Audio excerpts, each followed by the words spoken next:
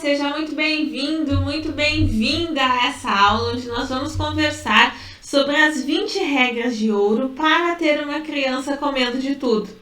Certamente já passou aí pela sua cabeça. E como assim, Josi? Quer dizer que se eu fizer essas 20 regras, o meu filho vai comer de tudo sem problema nenhum, sem dificuldade nenhuma?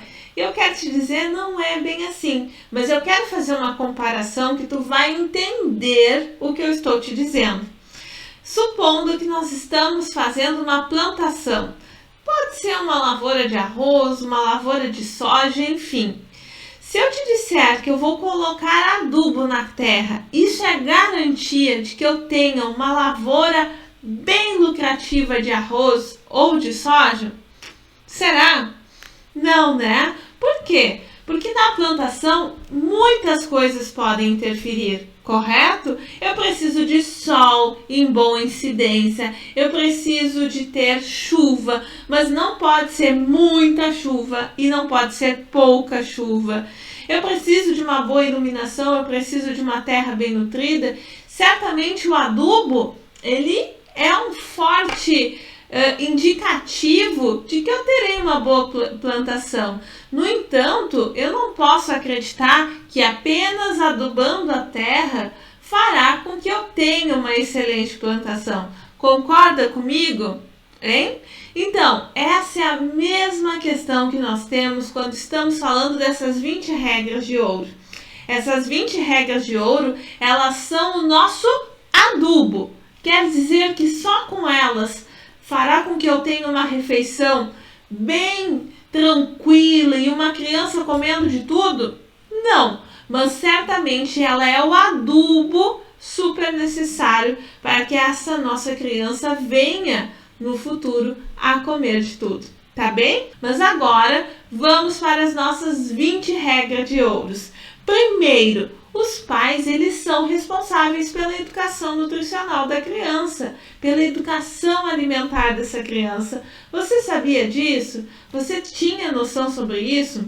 Às vezes a gente se preocupa tanto em passar conceitos éticos, morais para a nossa criança, que acaba que a educação alimentar fica meio esquecida, não é mesmo? 2. Não faça a sua criança comer por questões emocionais. Come para a mamãe ficar feliz. Ah, se você não comer, o papai vai ficar triste. Enfim, o sentimento e o amor, ele deve ser incondicional, sempre, em qualquer circunstância. Portanto, não associe o ato do seu filho comer a emoções que você possa sentir. 3. Não faça ameaças de nenhum tipo. Olha, ou você come ou a chinela vai pegar. Olha, enquanto você não comer tudo, você não vai sair da mesa. Não faça ameaças, não brigue. Isso não trará e não surtirá nenhum efeito. 4. Premiar não é uma boa pedida. Se você comer tudo, vai ganhar sobremesa. Quando você diz isso, a criança entende no mesmo momento o seguinte: bom, se eu tenho que comer tudo para ganhar sobremesa, quer dizer que a comida não é boa. E quer dizer que o mais importante é a sobremesa. Então não premie de forma alguma, nem com comida como a sobremesa e nem com brinquedos. 5. É responsabilidade da família organizar as refeições da criança. Organizar em que momentos essas refeições serão feitas. 6. Sempre que possível, faça refeições em família e, de preferência, sem distrações. Isso é extremamente importante. Sabe por quê? Nós precisamos nos conectar com o alimento e isso a gente só consegue concentrados na comida que estamos consumindo.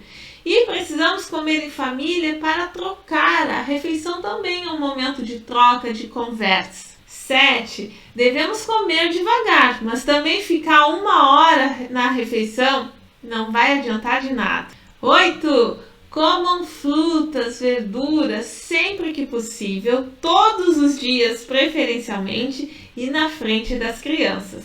9. Coloque os alimentos separadamente no prato da criança. Não faz aquela mistura toda, tá bem? A criança ela precisa entender e saber identificar qual é o sabor da abóbora, qual é o sabor do arroz, qual é o sabor do feijão. 10. A criança deve entrar em contato com todos os tipos de gosto. O que eu quero dizer com isso? Não defina o paladar da criança pelo seu próprio paladar. Mas eu não gosto do grão do feijão. Tudo bem se você não gosta do grão do feijão, mas não é por isso que a criança não pode gostar. Deixe ela experimentar também. 11. Aplique essas técnicas sempre com constância, para que a criança sempre esteja disposta a provar novos alimentos. 12. Cada um come o que está no prato, mas quem define a quantidade que vai comer é a própria pessoa, ou seja, é a criança que manda a quantidade que ela vai consumir. 13. Nada de beliscar. Só um biscoitinho, só uma bolachinha. Não, acabe com o beliscar. Defina horários de refeições. 14. Não compense o lanche do seu filho pelo almoço que ele não realizou, certo?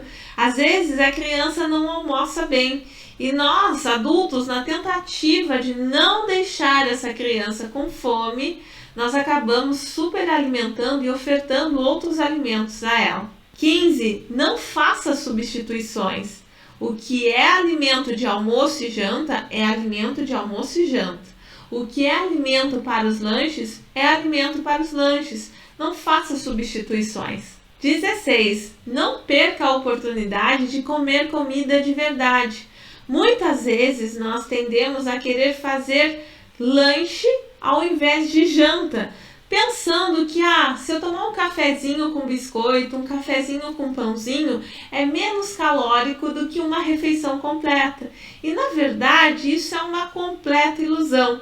Ainda quando nós substituímos uma refeição completa por um lanche, a gente tem que pensar que, com relação a calorias, na grande maioria das vezes é igual, mas principalmente um lanche, um biscoito ou um pão não tem a mesma quantidade de nutrientes que uma refeição completa possui. Portanto, não perca a oportunidade de comer comida de verdade. 17. Cuidado com as exceções. Eu sei, a vida é corrida e muitas vezes a gente tem que fazer as exceções. Só que cuidado para que essas exceções não virem rotina na vida de vocês. 18. Levar a criança ao supermercado, na feira ou até em hortas faz com que a criança se aproxime de forma lúdica e divertida dos alimentos. 19. Lembre-se que o momento da refeição é um momento de troca em família. Então aproveite para conversar enquanto você se alimenta. Pergunte para a criança como está a escola, o que ela deseja, para onde ela quer ir nas férias, enfim, invente assuntos para compartilhar entre a família.